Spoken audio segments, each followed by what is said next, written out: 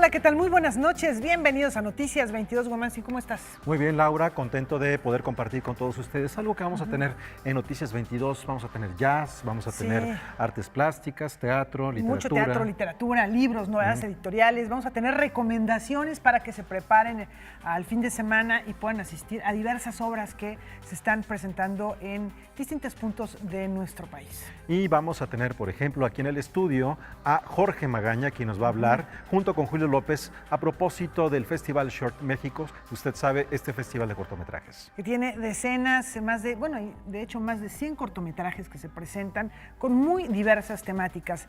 Y también vamos a platicar acerca de archivos artísticos a partir de un espacio que se ha convertido en emblemático del arte contemporáneo en México. Así es, se trata de Pulsiones con Angélica Belleira y ella va a tener una conversación con Sol Enar. Con esto y más, comenzamos.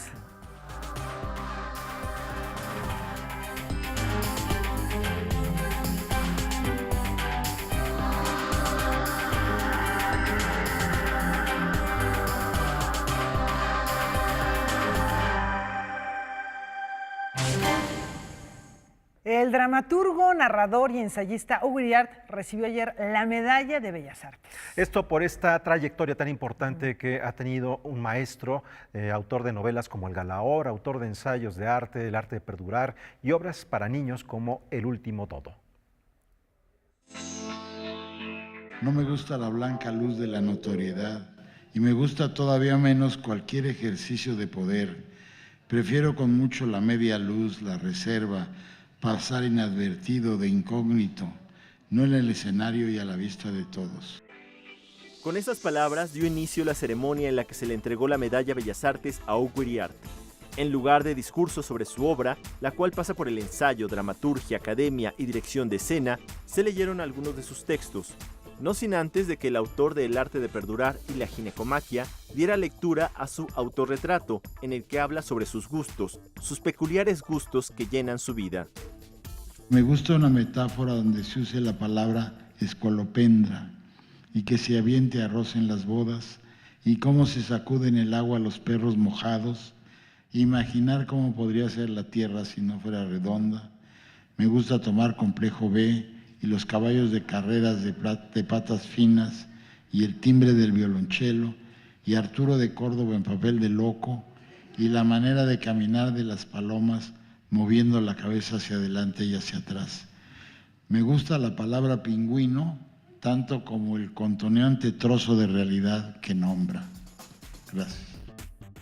Colaborador de Excelsior, La Jornada, Uno más Uno y Plural, Iriart afirmó que uno de sus placeres es estar en el aula, frente a un grupo de alumnos, como a los que enseña en la Universidad Autónoma de la Ciudad de México. Me gusta mucho dar clases, sobre todo ahí en esa universidad, que es una universidad para marginados, para el proletariado urbano. Y fíjese, es la única universidad que hay que tiene ese propósito.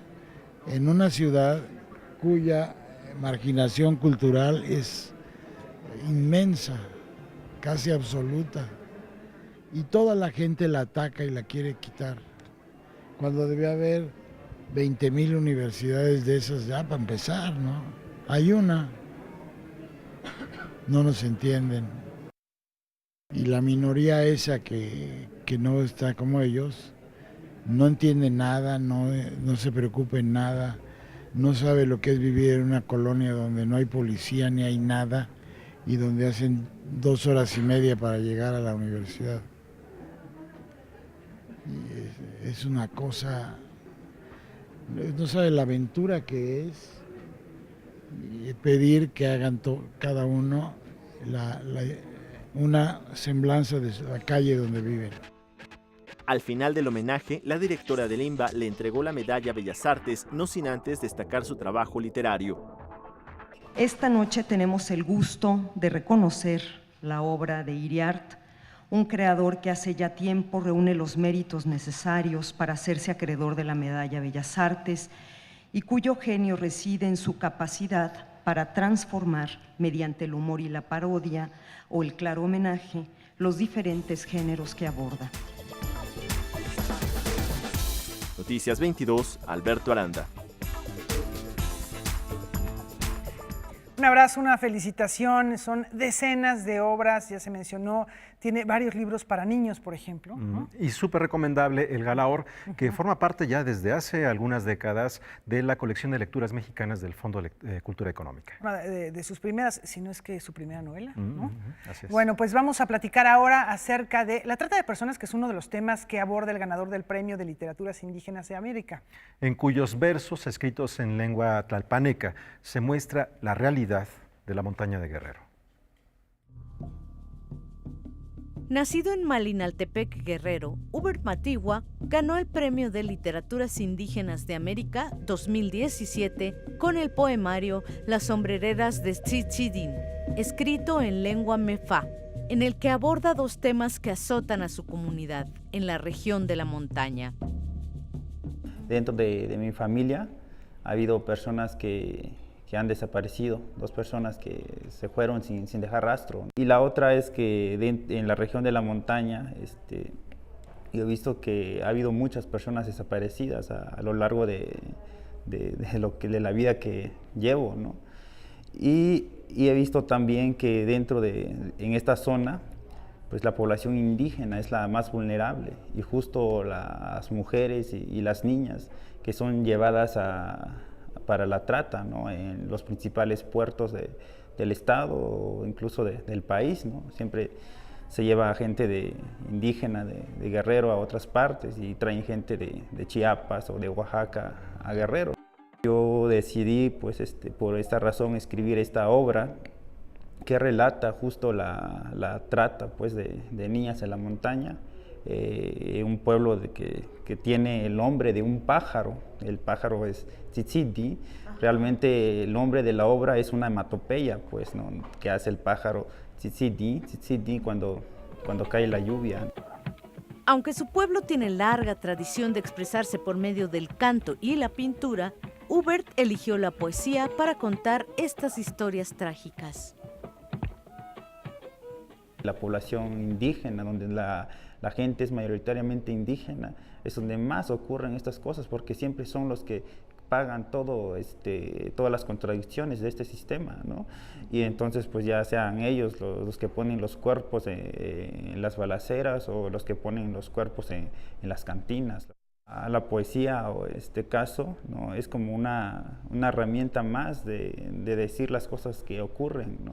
O sea, que intenta decir con sus propias palabras o su propia forma lo que se vive, ¿no? En este caso yo opté justo por la poesía para abordar estos temas. Es el territorio donde nos tocó nacer, o sea, uno no escoge dónde nace, uno nace ahí y aprende a querer el lugar de donde es, ¿no? Lo construye, y a través de ese lugar uno empieza a conocer el mundo, ¿no? Entonces yo conozco el mundo, digamos, a través de los ojos de la montaña, ¿no?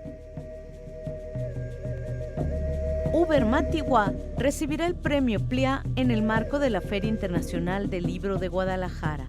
Pero además, este viernes 1 de septiembre se presentará en el Museo Nacional de Culturas Populares junto con la poeta juchiteca Rocío González y el trovador de Guerrero Balam Grandeño. La cita es a las 18 horas. Noticias 22, Irma Gallo. Y seguimos hablando de libros, Guamancín. Sí, pero aquí nos vamos con una biografía. ¿Se imaginan ustedes ser el hijo de una figura autoritaria, dictatorial? Por ejemplo, ser la hija de Stalin. Dios. Vamos a ver. Svetlana Alyulieva vivió entre 1926 y 2011. Nació en la Unión Soviética y después se exilió a Estados Unidos. Ella era la hija de Joseph Stalin, y su biografía, escrita por Rosemary Sullivan, muestra un panorama de lo que ha sido el siglo XX.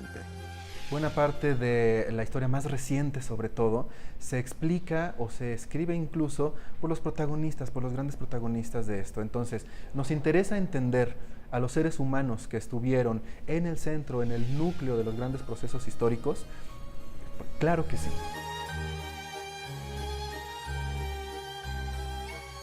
Se está cumpliendo un aniversario del inicio de la Revolución de Octubre, ¿no? En la Unión Soviética. Entonces, Rusia, por supuesto, y este personaje, que es la hija de Stalin, como bien dice el libro, Svetlana Alliluyeva, es un personaje que nos puede dar una ventana hacia lo que fue la Unión Soviética, lo que fue Stalin y todo lo que le tocó vivir en su vida.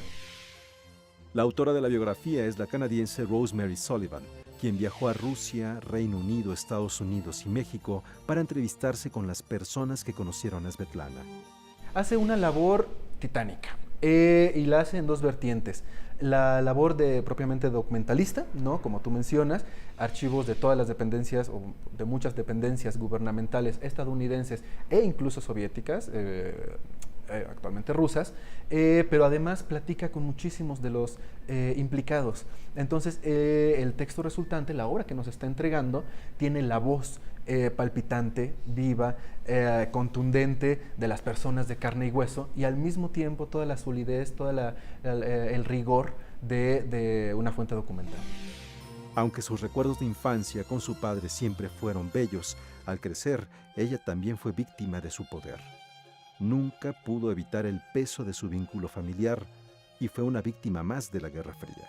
Este texto, este tipo de reflexiones, nos acercan realidades que muchas veces querríamos haber olvidado o pensamos que habíamos superado, ¿no? El pensamiento autocrático, el pensamiento uniforme, las fake news, por ejemplo, tan parecidas al doble pensar, son fenómenos que parecían propios de una Unión Soviética, por ejemplo, stalinista, ya completamente enterrada. Y ahora estamos descubriendo que en el corazón mismo de Occidente están vivos, están latiendo y son verdaderamente peligrosos y nos afectan de un modo enorme. Noticias 22, Huemansi Rodríguez. Oportuna, atractiva publicación. Y nos vemos a la pausa. Vamos a la pausa. Al regresar, ya está aquí Julio López con Jorge Magaña. Vamos a hablar de cine y cortometrajes.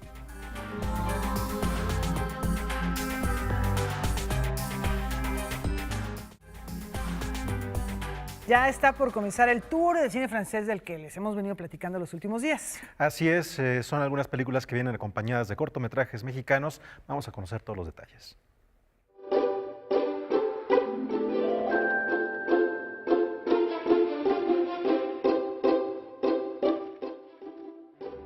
Quand j'étais petit, tous les matins je regardais par la fenêtre et je me disais, tous les matins ça change. Un jour puissant fini et des ailes dans les yeux. Aburrido de la vida en Borgoña, de ver el mismo paisaje todas las mañanas, Jan decide abandonar el viñedo que lo vio crecer y salir a conocer el mundo. J'ai fait le tour du monde. Jean? Jean? C'est pas vrai. Tu sais combien de temps ça fait que t'as pas de nouvelles? 4 ans et 11 mois. A su regreso, encontrará que las cosas han cambiado y que tal vez lo único que le queda es su familia. Mais qu'est-ce que tu connais à ma vie, toi? Parce que là on est d'accord, je connais rien de ta vie. En fait, dans ce film, on a essayé de montrer à quel point la famille, c'est quelque chose qui est forcément fondamental.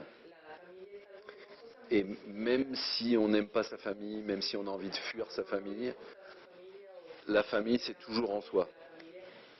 Quelle que soit la psychologie.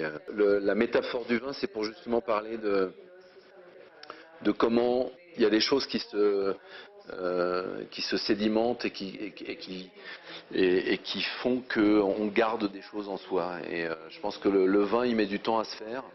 Et de la même façon que les êtres humains, ils mettent du temps à se faire avec ce qu'ils gardent de leur vie. El viñedo que nos une relata la historia de Jan, Juliette y Jeremy, 3 hermanos que, a su propio ritmo, vivirán un proceso de madurez a partir de una gran pérdida. Oui, de toute façon, il y a un parallèle entre le processus de fabrication du vin et puis comment grandissent les enfants. Donc le film, il est tourné aux 4 saisons et ça se passe pendant 1 an. Et pendant 1 an, on voit comment le raisin devient du vin et on voit comment des jeunes deviennent des adultes. Cédric Klaplisch presenta una historia de reflexión que apuesta por la sencillez. Sin embargo, la fotografía y los hermosos paisajes del campo francés resaltan por su belleza. Ce film, c'est plus une métaphore c'est presque comme un conte pour enfants. Il y a beaucoup de contes pour enfants qui parlent de la succession. Il y a un meunier qui a un moulin, il va mourir, il doit donner son moulin aux 3 enfants et comment il va faire pour répartir les choses. Et j'essaie de traiter cette question-là avec la simplicité d'un conte pour enfants. Mais en fait, vraiment au tout début du film, j'avais pas encore écrit de scénario. J'ai fait ces photos-là. C'est-à-dire que ça c'était en automne, ça c'était en hiver, ça c'était en été. Et en fait, je suis parti du plaisir photographique de montrer le décalage dans les saisons et de me dire quelle histoire je peux raconter pour qu'il y ait ça dedans.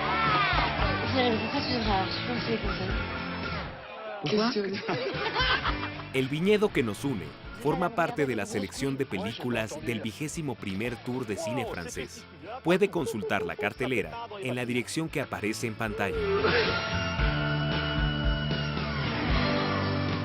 Con información de Fernando Salinas, Noticias 22. Ahora hablamos de Séptimo Arte, pero cortometrajes. Ya está aquí Juan López y Jorge Magaña. Pues así es, muy bienvenido, seas tú, Jorge. Ya tienes 12 años con el festival, que justamente hace 2 años, este es el segundo año que se llama Shorts México, ¿no? Exactamente. Originalmente se llamaba Short Shorts, ¿no? Sí, sí. Digo, para que lo ubiquen, que es el mismo. Sí, la gente le seguirá diciendo Short Shorts. Pues llevamos 10 años con eso, pero tratamos de evolucionarlo de alguna manera y solamente dejarle como Shorts México, y eso fue en la edición número 10. Pareciera que hay muy pocos espacios dedicados al cortometraje en nuestro país. Ahorita ya lo vimos, se van a proyectar estos cortometrajes mexicanos antes de cada película francesa, son 7 películas, pero el Short sí se ha abocado a darles difusión y un espacio privilegiado al cortometraje, no solamente mexicano, sino iberoamericano. En esta ocasión tienen 300 trabajos, nada más y nada menos, que divididos en qué categorías. Pues sí, tenemos un poquito más de 300 trabajos de todo el mundo. Sí predominan las producciones mexicanas y van a estar divididos en las competencias, muestras y programas especiales. Dentro de las competencias están las mexicanas de ficción, animación, documental, Neomex y una competencia de guión.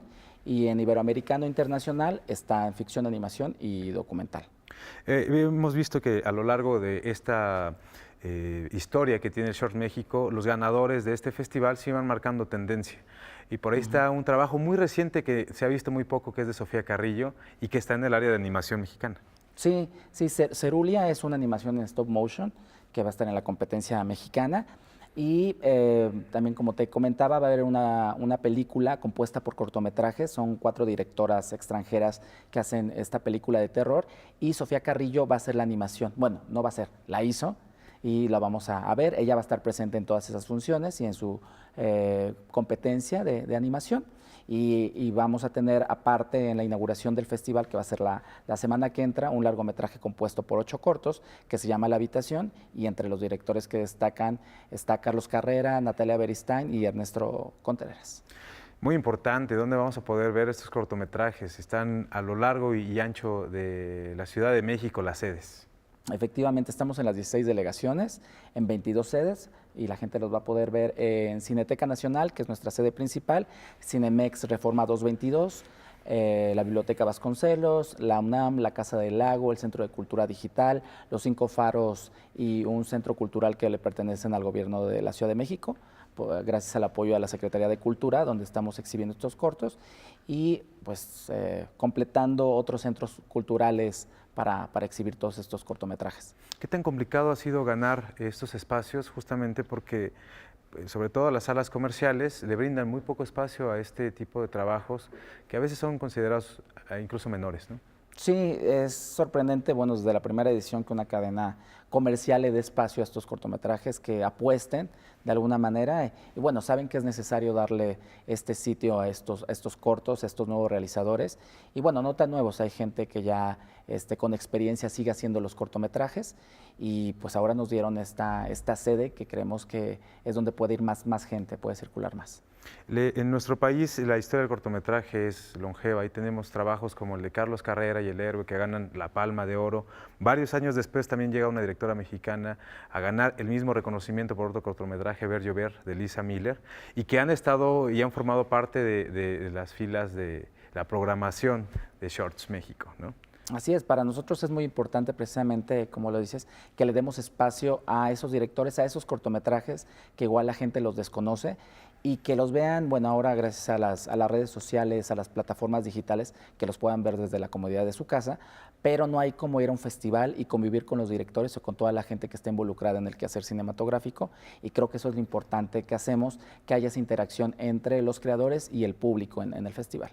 Muy importante también me parece los jurados que en esta ocasión están conformándose para las diferentes categorías. Cuéntanos quiénes están como ahí atrás de este festival y quiénes van a estar juzgando estos trabajos. Sí, pues mira, en esas 11 secciones en competencia, en mexicanas, iberoamericanas e internacional, pues no es que destaquen, sino me acuerdo de ellos porque son 33 jurados. Está Amat Escalante, Carlos Carrera, Trisha Sif, María José Cuevas, ¿no? También tenemos a nuevos talentos como Carlos Lenin, que fue un egresado del CUEC, que ya va a ser su ópera prima, y actores como Laura de Ita, Roberto Sosa, Luis Alberti, también contamos con Itatí Cantoral, varias actrices, actores, compañeros periodistas, que para nosotros es muy importante. En el jurado siempre lo dividimos así, que haya actores y actrices, que esté gente de los medios y gente del quehacer cinematográfico, desde directores hasta vestuaristas, pasando por fotógrafos y guionistas. Pues ya nada más nos resta agradecerte, nosotros nos daremos una vuelta. El próximo miércoles va a ser la inauguración, ¿cierto? Sí, invitamos a todo el público del Canal 22 que asista a estas funciones. La mayoría son gratuitas, tanto la inauguración como la clausura en Cineteca Nacional, que sigan las redes sociales del festival, tanto Twitter, Instagram como Facebook, como Shorts México, y ahí van a encontrar toda la información para que nos acompañen. Pues muchas gracias y un placer tenerte aquí de vuelta. Muchas gracias a ustedes. Pues regresamos con ustedes. Muchas gracias, Jorge, Julio, por esta invitación a Shorts México. Y ahora vámonos ahora de cine, nos vamos ahora a música. Y en música tenemos, imagínense qué pasa cuando ustedes están en el auto, son las 2 de la tarde, de repente alguien choca o se queda descompuesto un automóvil en el periférico. El tráfico simplemente, ¿no? Una ¿Qué cosa es lo que tremenda. piensan cuando están en medio de eso? Bueno, pues un músico sacó un disco a propósito de ello. Ezequiel Miranda.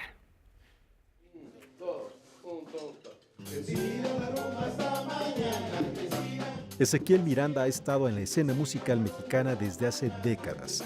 Tras 40 años como abogado, decide dejar el litigio y relanzar su carrera musical con su disco Pinche Tránsito. Y llamo a las cosas como son y me divierto, ¿no? Entonces es una expresión muy válida, pinche tránsito, no vas a llegar o etcétera, ¿no? Tu señor te está esperando, tienes que ir por el niño a la escuela, pinche tránsito, no llegas, pues es pan de cada día. La base del grupo tiene muchos elementos latinos, de todas partes, ¿no? De lo que es la diáspora africana. Y como todo el ruido de la ciudad en el tránsito es un poco como darle ese matiz, ¿no? Ese constante movimiento, ¿no? Y que no se caiga nunca la música, siempre llevarla. Tipo latino, ¿verdad? Y unas cosas de medio funk también, aparte del medio, y hay que saberle dar el carácter a cada parte. ¿A qué se refiere con el carácter? Por ejemplo, cuando tocas una salsa, le das su onda a cada fracción de la música.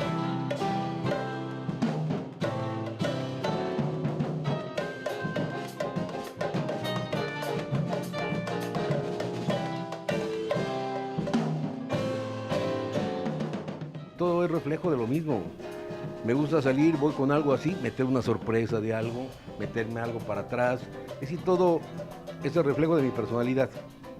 Como soy, trato de hacerlo en la música. Exactamente es lo mismo, ¿no? Entonces, por eso me gusta escribir desde boleros, cosas funk, pero más lo latín, me gusta muchísimo más lo latín.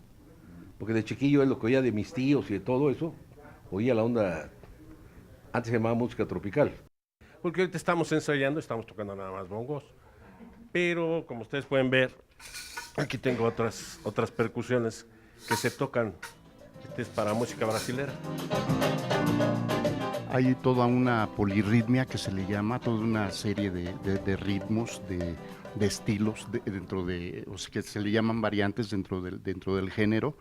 Y vamos, como lo que decía mi compañero hace un rato de danzón, cha-cha-cha, y eso, hay todavía una infinidad de variantes, amalgamas, etcétera, que son inherentes a este tipo de música.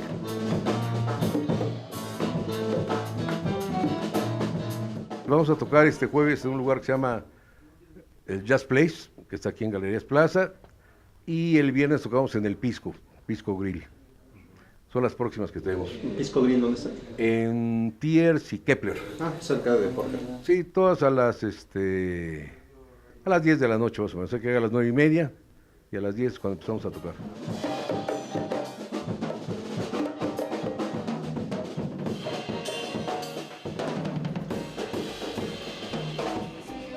Son 2 presentaciones hoy y mañana para ver. Hoy a las 10 de la noche todavía pueden llegar ahí en Galerías Plaza Las Estrellas. Esto está citada la gente a las 10, a las 9:30 de la noche, pero en realidad el concierto será a las 10. Y el siguiente ya habían escuchado, el Pisco Grill. Pisco Grill se llama. Bueno, ¿hacemos una pausa, Laura? Sí, regresamos enseguida.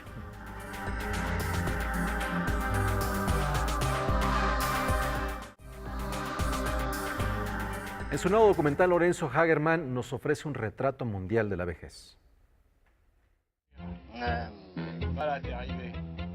El director Lorenzo Hagerman se embarcó en un viaje alrededor del mundo para descubrir y reflexionar cómo se percibe la vida cuando se han rebasado los 90 años de edad. Los testimonios recabados conforman el documental Aquí sigo. El primer reto que había, como tú bien dices, era encontrar a personajes en 6 países distintos, en 3 continentes diferentes, mayores de 90 años, y no solo encontrarlos, sino explicarles el proyecto, que entendieran cuál era el objetivo del documental, de la película, y que estuvieran dispuestos a participar, a abrirnos las puertas de sus casas para compartirnos su vida. La juventud, el amor, el secreto para tener una vida longeva y un largo anecdotario son algunos de los temas sobre los que gira este trabajo. Creo que la historia se centra sobre unos personajes con los que nos metemos un poco más, y hay otros personajes que son como este coro del teatro clásico griego o romano, que reafirman o van llevando de la mano la historia, como no tanto como personajes de primera línea, sino como reafirmando a estos personajes que están en el primer plano. Esta película es afable sin ningún tipo de pretensión. No es el tipo de historia que pueda llegar a sorprender o emocionar en demasía. Sin embargo, sí puede conmover. No es un filme fácil, pues el ritmo es lento y por momentos puede tornarse tedioso. Noticias 22, Julio López. La poeta michoacana Leticia Herrera celebra medio siglo de vida literaria. He tenido mucha curiosidad por buscar diferentes formas de expresión, tanto en las letras, principalmente en las letras, pero también en otras disciplinas, incluso en el canto. En alguna época abordé mucho lo que ahora se llama la literatura de género, es decir, necesitaba ubicarme como mujer dentro de un mundo que era particularmente dedicado al hombre, o sea, estructurado para el hombre. Y bueno, en alguna época traté de cuestionar todos estos mecanismos de control ideológico, de control religioso, de control político, de control familiar, social, que impedían que la mujer pudiera verse a sí misma como persona, como ser. Son muchos los temas que aborda mi obra, porque la literatura para mí es una manera de estar en la vida, es una manera de responder con palabras a los acontecimientos, de expresar mis sentimientos, de intentar comprender el mundo. Y a continuación, recomendaciones. Aquí ya está César H. Meléndez. ¿Qué tal, Laura Huemanzin? Es un gusto saludarlos y a todo nuestro público. Esta noche, justo al concluir esta emisión, dará inicio el Festival Internacional en Blanco y Negro, que ya nos anunciaron aquí hace unos días Lázaro Azar y Ricardo Calderón. Para invitarnos, nos vinieron a hacer una extensión de la invitación para no perdernos de este gran festín musical. Ahora les comento que hoy abre Abdiel Vázquez, quien estará acompañado por el tenor Joshua Dennis y el barítono Michael Scholdi, quienes deleitarán al público con un programa dedicado a Gustav Mahler. La canción de la tierra es el tema inaugural de esta 21ª edición del festival más longevo de los que realiza con mucho éxito el Centro Nacional de las Artes. El sábado será el alemán Alexander Krischel, uno de los platos fuertes de esta fiesta musical, quien además va a rendir un homenaje a Maurice Ravel a 80 años de su partida en un programa dedicado a Ravel. Los conciertos van a continuar en el auditorio Blas Galindo del Centro Nacional de las Artes durante todo el mes de septiembre y van a concluir el 1 de octubre. Para que puedan estar al tanto de la programación, yo los invito a que consulten el sitio web del Centro Nacional de las Artes, que es cenart.gov.mx. Ahora, hace unas semanas estuvo aquí en el estudio Federico Quintana, integrante del grupo Macario, para invitarnos al ciclo de conciertos Sonidos de México del Son al Jazz, cuya primera parte se realizó del 23 al 31 de agosto en el Teatro Helénico. Bueno, ahora regresa la segunda vuelta de este encuentro con lo más destacado de la escena musical alternativa e independiente, esta vez con la Capilla Gótica del Centro Cultural Helénico como sede. Este sábado 2 de septiembre se presentan Saxon y Doble Eje, una agrupación que presenta su disco Con la música por dentro, en el que exploran las sonoridades de los instrumentos musicales de la colección reunida por Guillermo Contreras. El domingo, los encargados de cerrar este ciclo serán el trío Acorde Huasteco y Jacinto Gatica. Así que lo tienen este fin de semana, hay que darse una vuelta a la Capilla Gótica a partir de la 1 de la tarde. La compañía Seña y Verbo presenta Uga, obra de teatro en donde se abordan temas como la inclusión, la voluntad de comunicarse, la convivencia y la amistad. La actriz Valentina Sierra nos dice por qué no hay que perdernos esta propuesta que se presenta todos los domingos a la 1 de la tarde en el Teatro Helénico. ¡Un huevo! ¡Hay un... ¡Huevo! Uga es una obra para niños que habla sobre el encuentro de una niña oyente y 3 sordos. Y es cómo se descubren y cómo descubren la manera de comunicarse y jugar y aprenden uno del otro.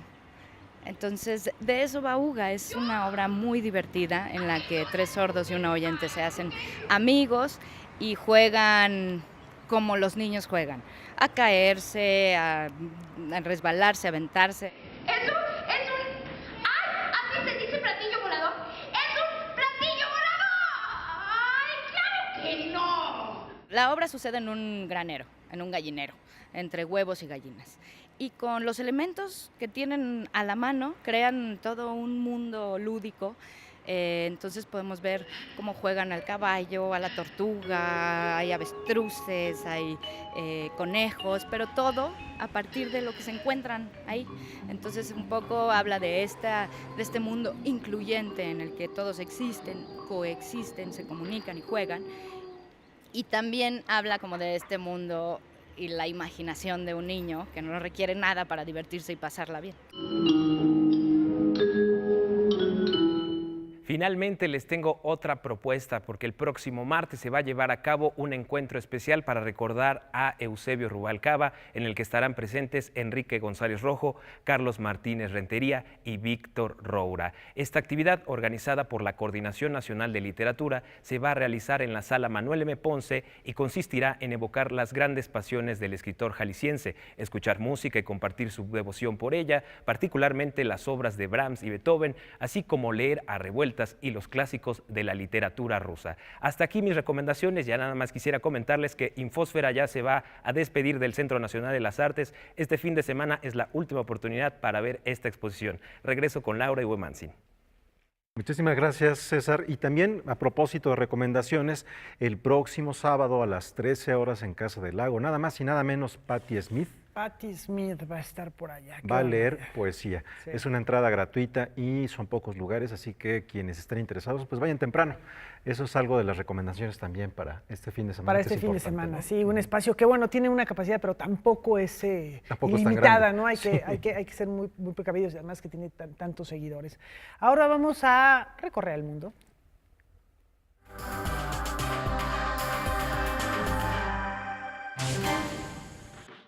Guillermo del Toro presentó su más reciente producción cinematográfica en la competencia oficial del Festival de Cine de Venecia. La forma del agua tuvo una buena recepción, dándole lugar a las altas expectativas que había levantado. Esta fue de las cintas con las que el festival italiano arrancó las actividades de su 74ª edición. A lo largo del certamen se proyectarán obras en realidad virtual, series televisivas y hasta un videoclip. El Museo Reina Sofía exhibe NSK, del Capital al Capital, la primera retrospectiva que se presenta en España sobre el grupo Nuevo Arte Esloveno, el cual protagonizó una de las experiencias más significativas en la eclosión cultural de la Yugoslavia de la década de 1980 durante la Guerra Fría. El colectivo es conocido por haber roto la teoría de la retrovanguardia y tomar como estandartes a la escuela de Bauhaus y Fluxus. Conciertos, exposiciones, producciones de teatro y manifiestos se exhibirán hasta el 8 de enero del 2018. ¿Te has imaginado ir al sanitario en un museo y que te encuentres con un excusado de oro sólido? El Guggenheim de Nueva York ha decidido sorprender a sus visitantes al invitarlos a utilizar la pieza América, que es parte de la exposición del italiano Mauricio Cattelan. El inodoro es completamente funcional y ha estado en exhibición desde hace un año, tiempo en el que lo han visitado alrededor de 100.000 usuarios. La obra de arte está basada en los baños estándar de Kohler del mismo recinto. América será retirada el 15 de septiembre. Bueno, pues algo de arte contemporáneo, de revisión histórica del arte, ¿no? Bueno, ahí tiene nuestra aplicación para que se aproximen a todo lo que hacemos en Noticias 22. Momento de hacer una pausa y al regresar tenemos más arte. Angélica Abelleira nos habla de archivos.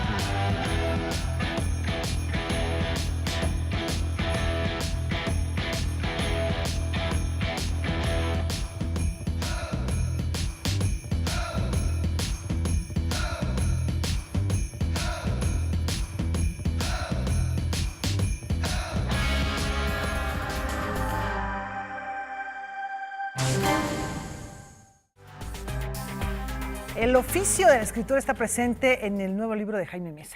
Vamos a ver qué es lo que ocurre, cuáles son esas vicisitudes frente a la página en blanco. ¿Qué lleva a un hombre que nunca ha sido lector a interesarse tanto por una escritora al punto de querer reescribir su historia? ¿Se trata de salvarla del juicio cruel de quienes la negaron en su momento? ¿O es también un intento por pertenecer él mismo al mundo literario y editorial que ella tanto codició y con tanta insistencia se le negó? Estos son algunos de los temas que trata Jaime Mesa en su novela La mujer inexistente, publicada por Alfaguara. Sigue siendo un puente, no sé si para los críticos y los escritores sobre la literatura, pero sí para los lectores. Es decir, los lectores están muy conectados. Es decir, a ver, como son lectores que no tienen referencias creativas, ellos quizá no les interesa escribir un libro, lo que se conectan son como con la cotidianidad de los escritores. Milena Betancourt, el personaje central de la novela, es una escritora que solo una vez, fugazmente, obtuvo el reconocimiento que toda la vida creyó merecer. Hasta que se descubrió el gran engaño del que formó parte para alcanzar esta fama literaria y fue condenada al ostracismo y a una muerte solitaria. A ver, a diferencia del cine o de un guionista o de otro artista de alguna forma, escribimos solos. Es decir, no nos podemos contagiar ni con la presencia de otras personas ni con las voces de otras personas porque tenemos miedo de que nos contagien o se nos pegue de alguna forma esos ecos y no podamos ser como genuinos. Poco a poco, mientras te vas metiendo en las novelas, te vas destruyendo un poquito más, te vas como siendo extrañamente un ser antisocial. De alguna forma, la genialidad y la mediocridad o el fracaso se asemejan un poco en ese sentido, porque triunfes o pierdas, quedas solo. A Milena la construí por exacerbando precisamente esos miedos. Es decir, ¿qué pasa si hago todo lo que me dicen? Voy a talleres, tengo paciencia, observo la condición humana, me voy con calma, soy paciente, lo mando con un editor me elige, gano un premio y nada pasa. Noticias 22, Irma Gallo.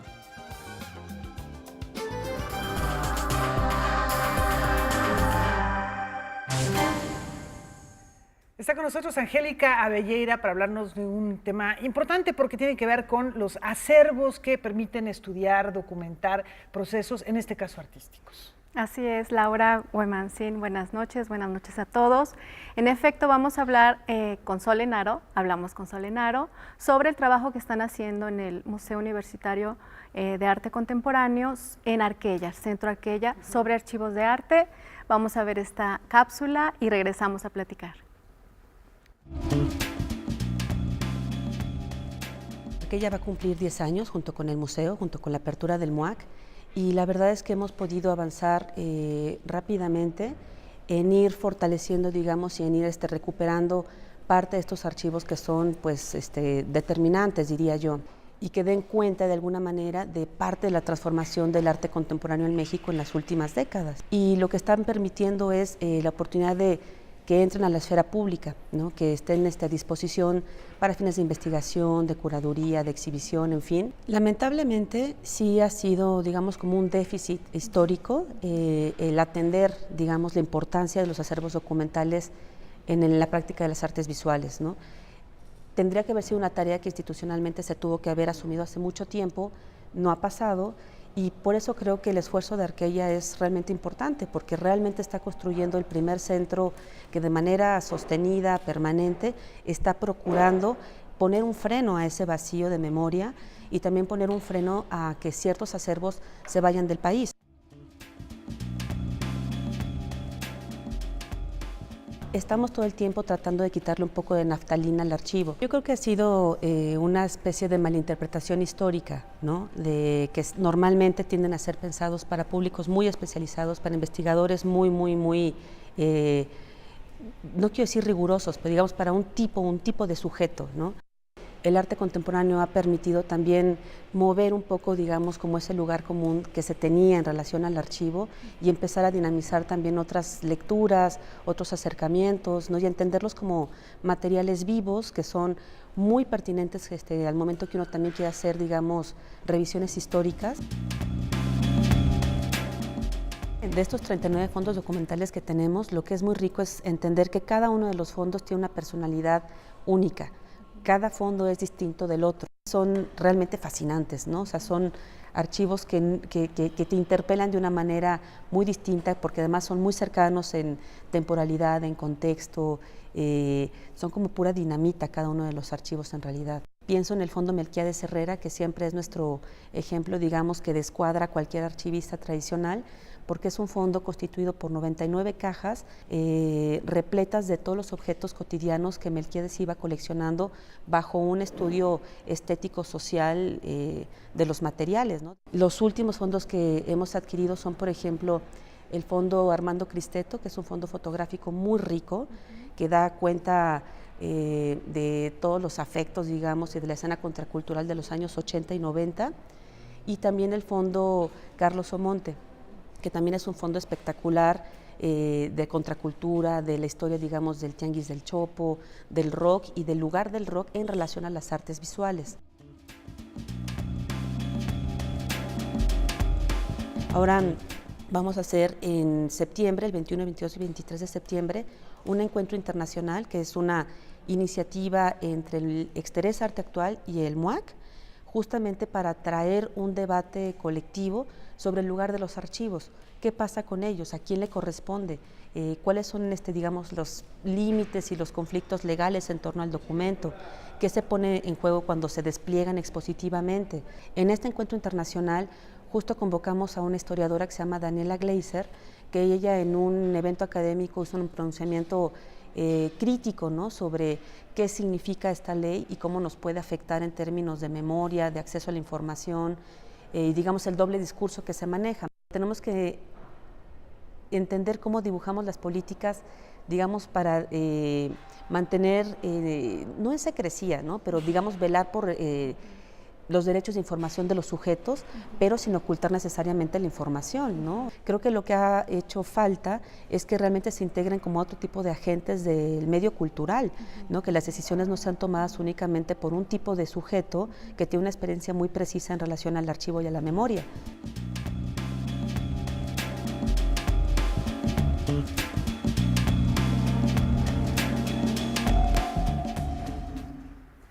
Bueno, pues como escuchamos, es un tema con muchas aristas, muy importante en la historia de este país, tanto del arte como de la historia en general. Y bueno, ya escuchamos aquí todos estos 39 fondos que son, me gusta mucho la palabra que utiliza Sol, que es fondos dinamita, ¿no?, por lo que implica de esta explosión de muchas lecturas posibles, de muchos análisis posibles relativos al arte, ¿no? Y también esta cualidad tan multiforme de los archivos de arte, que no son necesariamente solo documentos o cartas o fotografías, sino obras en sí, cajas como la de Melquiades Herrera, toda esta multiplicidad de formatos, ¿no? Y también es interesante, bueno, como ya escuchamos en la pieza, este segundo encuentro internacional de archivos que va a suceder en septiembre a finales, porque hay un contexto muy interesante en México sobre esta polémica de esta futura Ley Federal de Archivos Históricos, donde, como dice Sol Enaro, lo deseable es de que se abra el debate y que ojalá pudiera incluirse la participación de gente de la cultura, historiadores, los mismos curadores, gente que tenga otro tipo de visión sobre la importancia de los archivos históricos, y este debate entre el derecho a la información y la secrecía, ¿no?, también los datos que pueden o no ser develados. Sensibles que pudieran, Así es. o que se dice que pueden ser dañinos, ya sea para una persona, para un grupo, o incluso que pueden atentar contra la seguridad de la nación, que bueno, pues es uno de los argumentos que se esgrime con cierta frecuencia, ¿no? Así es, y bueno, yo creo que Arqueya es un caso singular e importante, no solo a nivel del país, sino a nivel latinoamericano, porque además Sol comenta que todos estos fondos que son adquiridos por la UNAM se someten a un consejo, es decir, no es la decisión personal por amiguismos que están dados en este país, sino que hay un comité que evalúa la pertinencia de ese fondo, que además va generando un diálogo con los otros fondos, ¿no? En esta cápsula vimos la imagen de fondos como el de Felipe Ehrenberg, el de Helen Escobedo, que por cierto está en exhibición en una exposición ahí junto a Arqueya hasta el 29 de octubre. También está el de Melquiades Herrera, que es mencionado aquí, está el de Alberto Híjar, y viene a futuro el de, ya lo escuchamos también, el de Carlos Omonte y de Armando Cristeto, que son fondos muy interesantes porque hablan de un clima contracultural de los 70s, 80s, 90s del siglo pasado, sobre la comunidad gay, en el caso de Armando Cristeto, y del Tianguis Cultural del Chopo, con toda esta contracultura de Carlos Omonte, ¿no? Entonces creo que es un tema interesante para debatir, para analizar, para que los medios también nos interesemos en ese debate.